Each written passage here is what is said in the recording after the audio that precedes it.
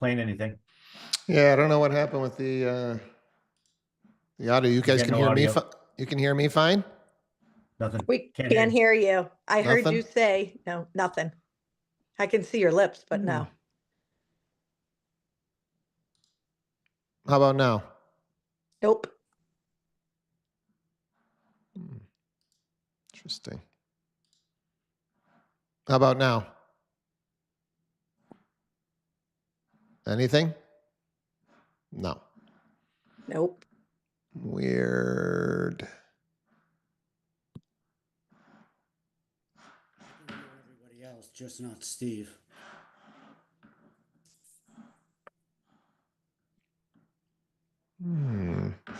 Log out and log back in.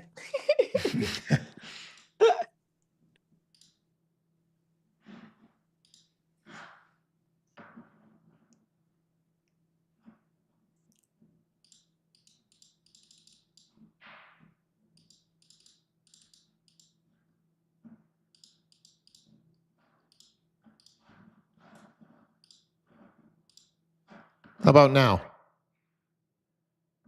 Now? No? Nothing? Really? Nothing. Nothing here. How about now? We got nada. I can hear everybody else, but Steve. Yeah. Nothing here? Still no? All right, well, I don't have much time, so I'm just going to throw in here about the FHA. It is correct. It is a minimum of 3 gallons per minute over a 4-hour period. And Dave Sherwood, my boss, is aggressively lobbying against that 4 hours because it's arbitrary. So, it's not something that we're putting in place. It's just, it is what it is. And now we have to deal with it. We did have a client that did not follow the procedure and said, I just want the 1 hour. And he got to closing and he said, you got to do the 4 hours. So don't get caught off guard there. Steve does have the documents from Dave that he can share with you if you need it, but it is a requirement. Any questions on that? Did we clarify this is for, I think there was a small understanding that was maybe just for new construction or, No. so it's every home. If I'm a FHA buyer out looking today. Test. Yes. Okay. New builds are 5 gallons per minute. Test. Yeah, it just seems For 4 odd that hours. we haven't run into it with our lenders because there's a lot of FHA buyers and a lot of sellers that are probably accepting FHA buyers.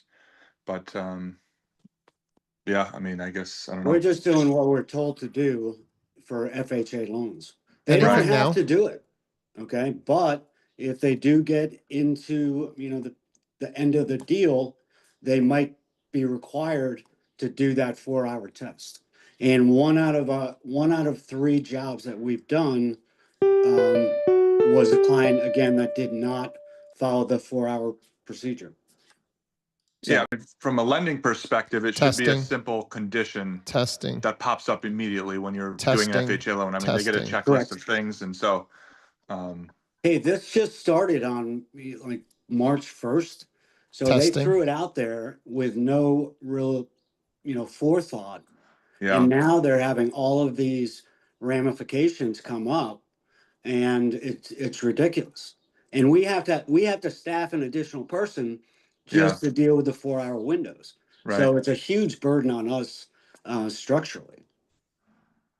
What is this, Adam? What are we talking about? It's a what he's saying is for any government-backed loans, there's a 4-hour well test that's required, regardless of whether it's new construction or not, and that's a huge deal. So it's expensive because he's got to have a guy on the job for 4 hours. And if I remember the conversation from a couple weeks ago,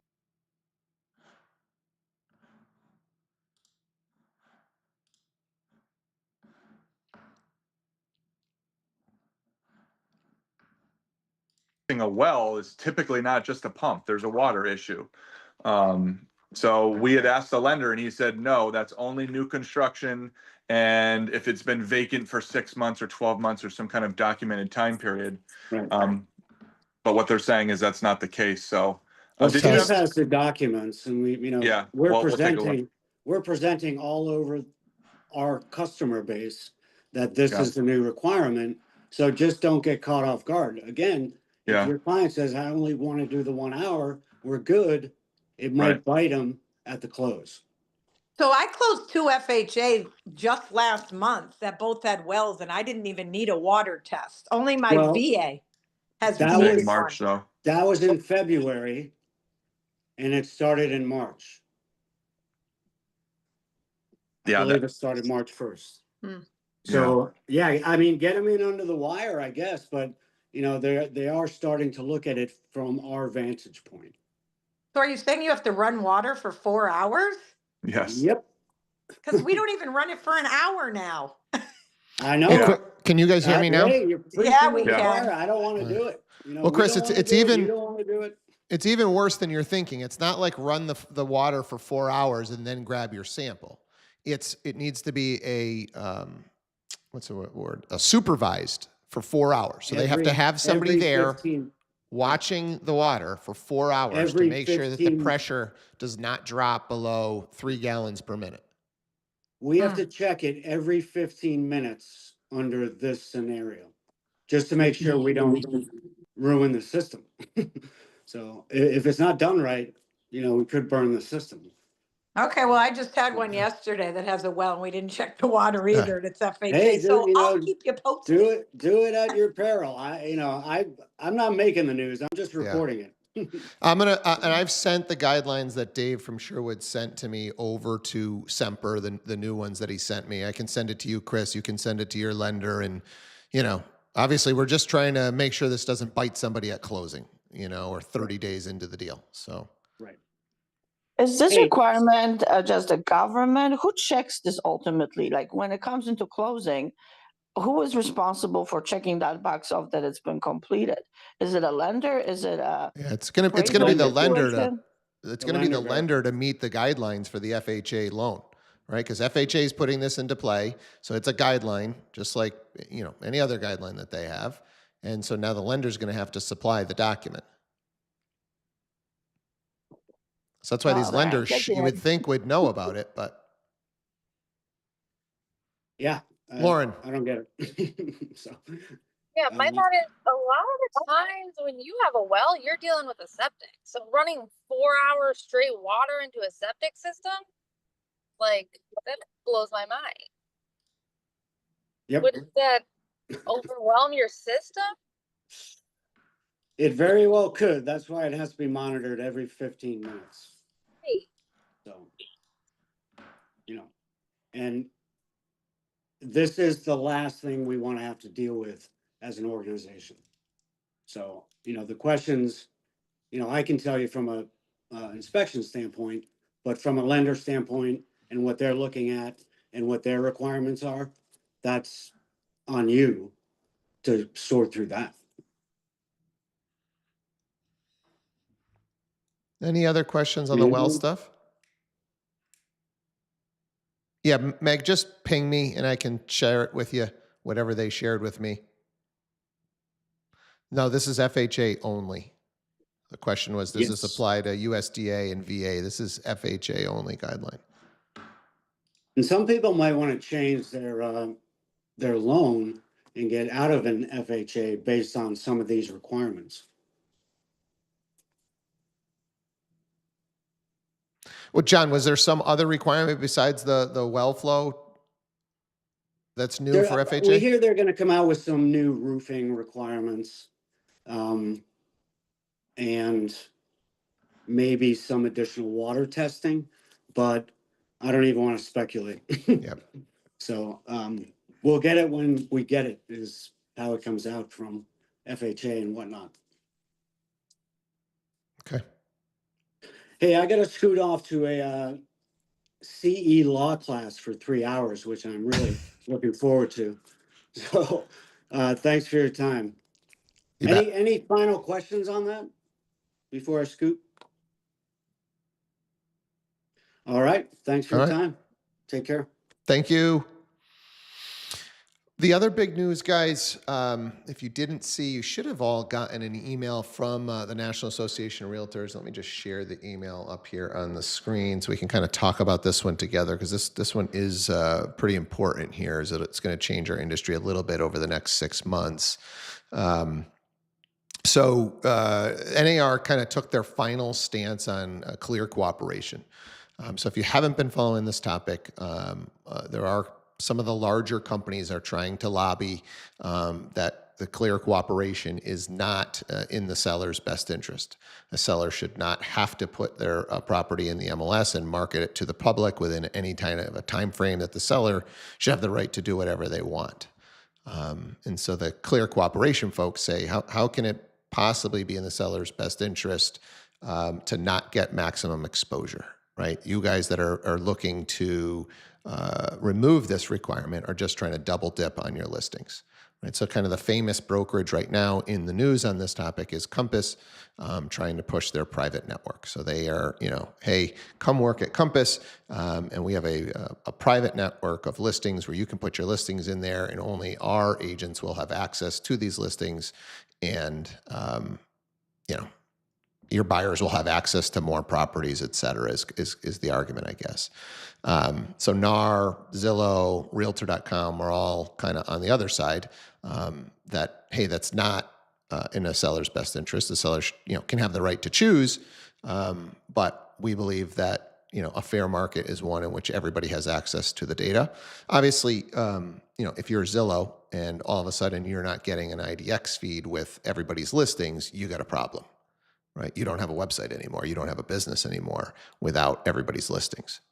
So basically what NAR came out and said is, hey, look, we are going to create a new category when you list that is going to be called a delayed marketing exempt listing. This means a seller can instruct their listing agent to delay the marketing of their listing by other agents outside the listing firm through IDX or syndication for a period of time. Right? So we can still put the property in the MLS. Other agents have access to that, but it will not go to third-party websites. So it won't go to Zillow, Realtor.com, et cetera. And then for a period of time, at some point you could say, okay, turn on the third-party marketing. My take is there are very few scenarios where this would be in the seller's best interest. A seller is going to want their property on Zillow, on Realtor.com, on Homes.com to get the exposure, to get the buyers, etc. So we'll leave it right there. Who has questions, comments? Did you read something different? Do you have a different thought on what I think? Lauren. I read this whole email like 4 times because my brain wasn't computing why this makes any sense at all. Because it doesn't, right? Like, you'd want, as a seller in most cases, I don't see how it would be a benefit to say only my agents at my brokerage will see it, and that's better for you. Like, that just doesn't make any sense in my brain. Yeah. I mean, the thought is there are, people that need their privacy. So you've got this celebrity client, a high net worth individual that doesn't want people to know that their property is for sale, I guess. That's the only scenario that I could see where this could make some sense. Who else has some thoughts? Linda. Yeah, it's just going to be a line on your listing contract where people have the option. You'll tell them this is your option, and we'll either check the box or not. And the majority of people will say, no, I don't want to do that. And, just like we have an option of, do you want your listing, on the internet? No, or yes, or do you want the property address on the internet? Well, who would say no to that? Like, how would anybody know where the property is? But it's something that has come up. It's a non-event. It's a non-issue. It's just going to be added somewhere on the listing agreement, and they get to say yes or no, and it'll be a non-event. Yeah, I mean, that's kind of my thought. They're saying that each MLS platform will have their kind of do their due diligence and determine what they think for their marketplace will be the best amount of time that you can have this period. They want all the MLSs adjusted by September, I think it was September 30th. So effective date is now, and then it must be implemented by September 30th. So, and this doesn't, they made it very clear to put in here, this does not change the policies as far as submission deadlines or the clear cooperation policy. You still have to file within 1 business day when you have a listing with your MLS. Jeff. Yeah, hi. Linda and I've had the, I guess, distinctive advantage of seeing both markets that have an opportunity to do coming soon, or the private listing network where we used in Illinois. And then down here, you can't. And down here, by down here for anybody else, it's in Florida. Florida, you can't. It's go to market or don't. In that scenario, where we've found, I guess, some advantage to is the private listing network was, just as you said, it was available only to agents, so they could see what was in there. Now, having that agreement in place, at least in Illinois, allowed us to start marketing the property. So we could actively market any way we needed based on the parameters that were set in the listing agreement. So if we could put a yard sign in there, great. If we could put it on social media, great. We could do all that. Any of the normal stuff that we could do, that agreement allowed us to do it. And so for our conversation, at least in Illinois, depending on the market, was it gave us a running head start to the market. And the other benefit, depending on what the seller's mentality was, you might actually get a deal while you're in private, and kind of in Illinois, still pretty much a heavy seller's market.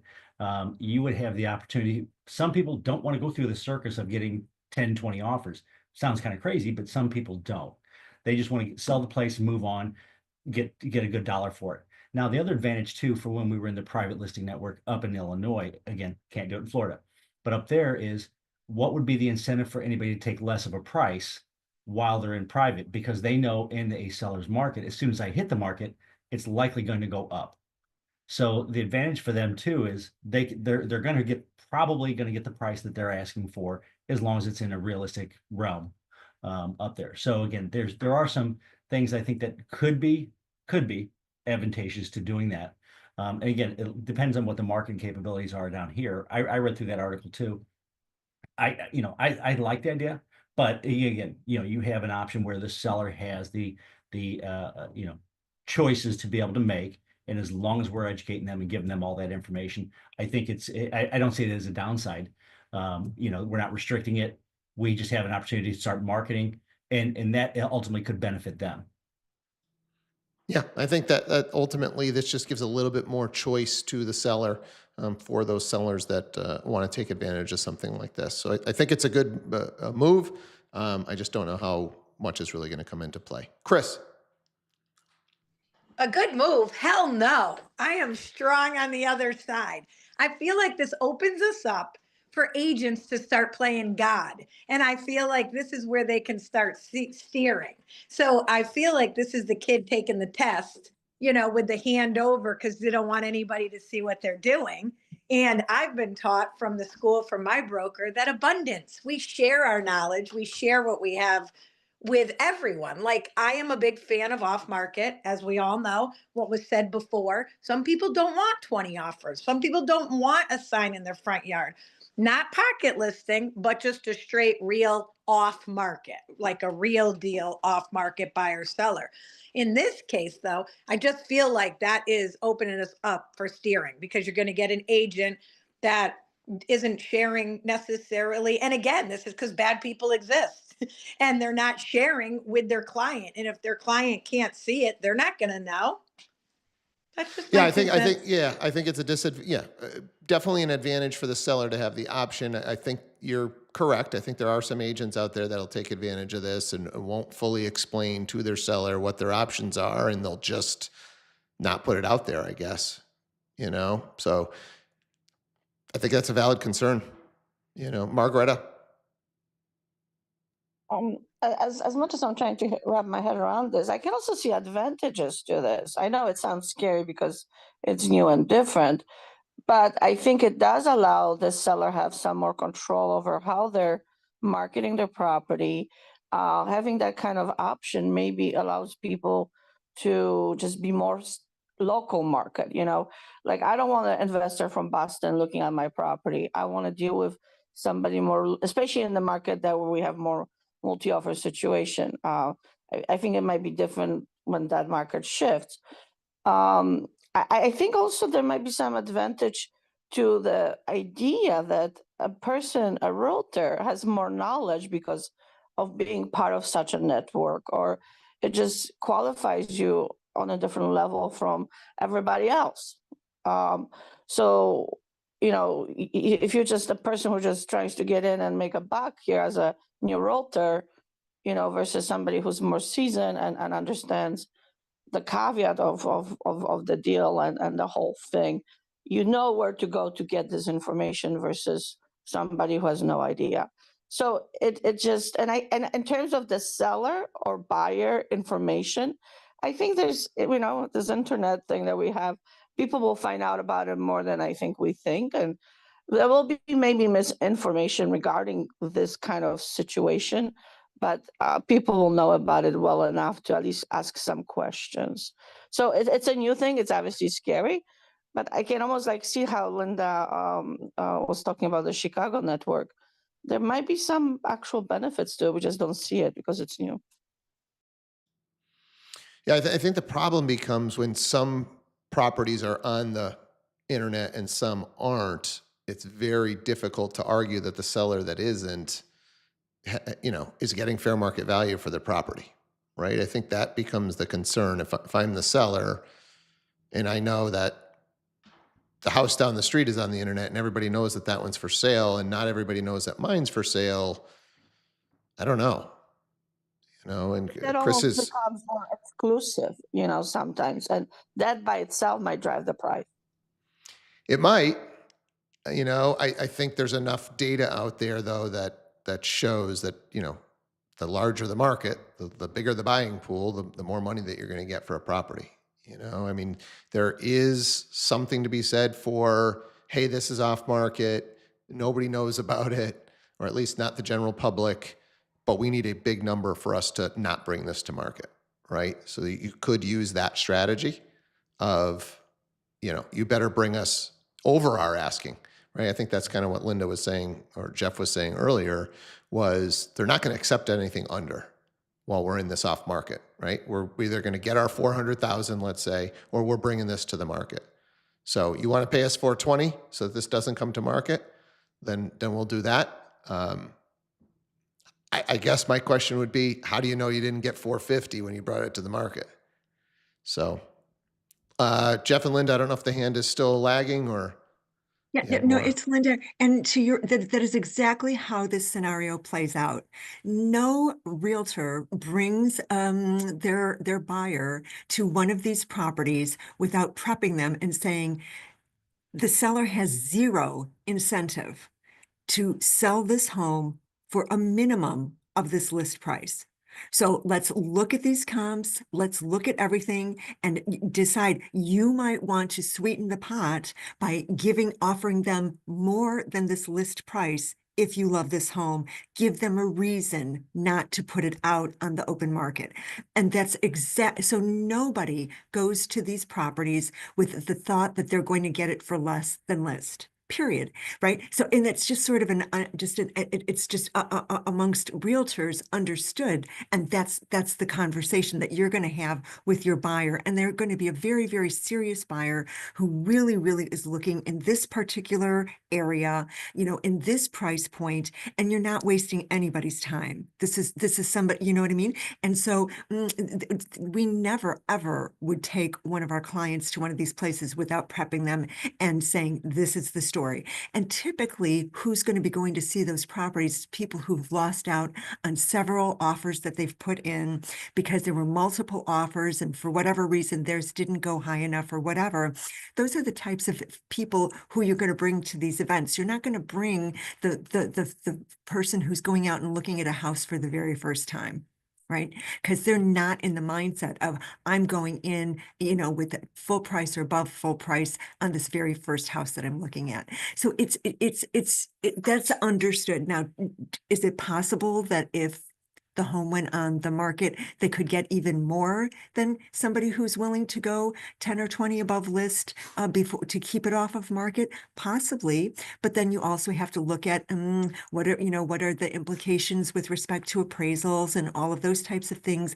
And it's a very specific seller, who's going to say, hey, 10 or 20 above this list price, we're very, very comfortable with that. That's one of the reasons why we're going this route anyway, is not having the circus, and that's very acceptable to us. So it's a lot of good conversation, full disclosure to everybody, and with an understanding that whoever's coming in that house is going to be paying at least full price, period, end of conversation, pretty much.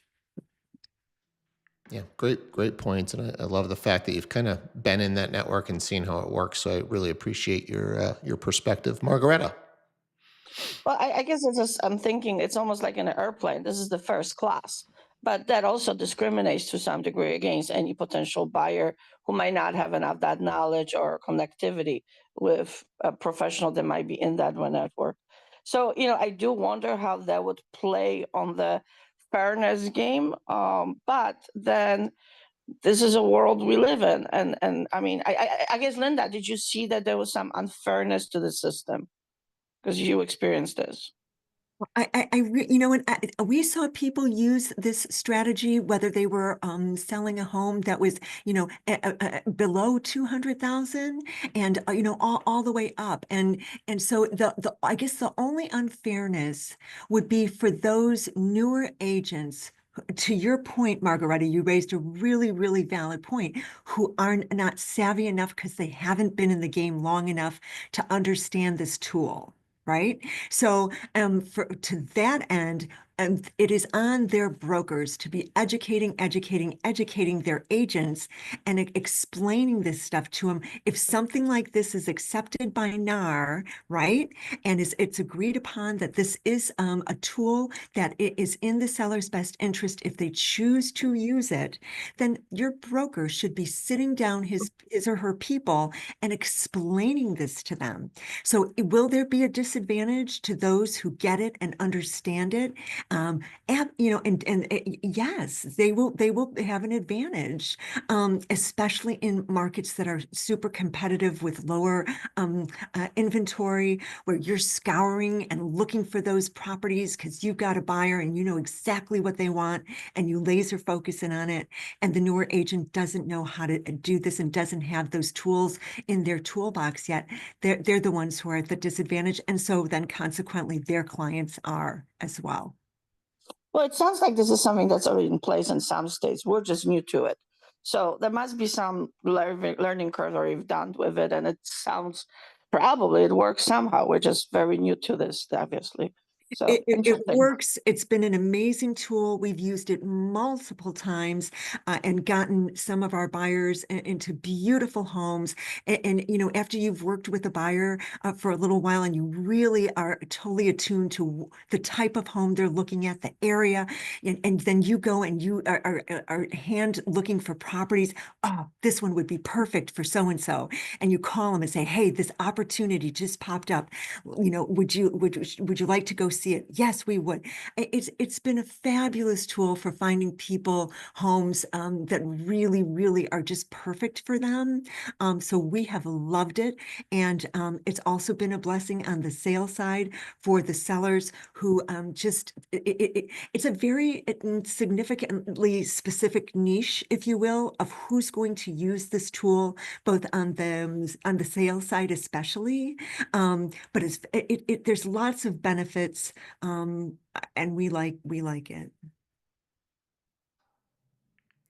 Well, we are up and over the hour. I'm sure this isn't the end of the conversation here, but I think this was a good conversation to get us started on this topic, at least educate you guys a little bit on the pros and the cons so we can have an educated conversation with these sellers as we're bringing these houses to market. So hopefully you'll learn a little bit of something today. Let's take a look at what we have for training opportunities. Let's see here. Bunch of different opportunities today. We're going to start with the YouTube and new construction training. There is the long-term nurture playbook, short sales, share of sales, and REO listings, what you need to know, an attraction class, agent to investor mastermind, and then agent launchpad, which I believe is kind of like a new agent training. So there's some trainings for you guys. Have yourselves a kick-ass Wednesday. We will go back at it again tomorrow morning. Chris is just mentioning for Connecticut agents, we do have at those at Real, we do have a Connecticut broker meeting today, 10:30, I believe. All right, take care. We'll do it again tomorrow morning. Thank you. Bye, everybody.